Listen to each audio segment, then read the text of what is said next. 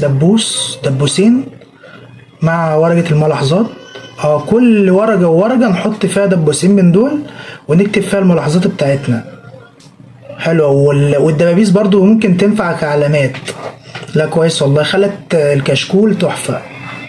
المبشرة، ونجيب شوية صابون ألوان وعليهم معجون أسنان وعليهم بودر، ونخليهم ايه بقى، ده سلايم ده ولا ايه، ونلفهم في ورق ألمونيا، وبعدين تحطهم في السيفون ويخلي ريحة الحمام كويس. طيب ماشي، فكرة حلوة.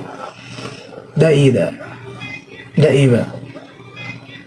الفيديو ده ما فهمتوش، لو حد فهم فيه حاجة يا ريت يكتب لي في كومنت يقول لي ايه اللي حصل عشان ما لحقتوش.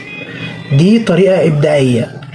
الماسورة بتاعت اللزق هنحطها في ورق ألوان ونلف، هتبقى هدية كويسة. تمام، هدية بطريقة الهالوين، شكلها رائع، شكلها كويس جدا، تنفع كهدايا للأصدقاء وكده.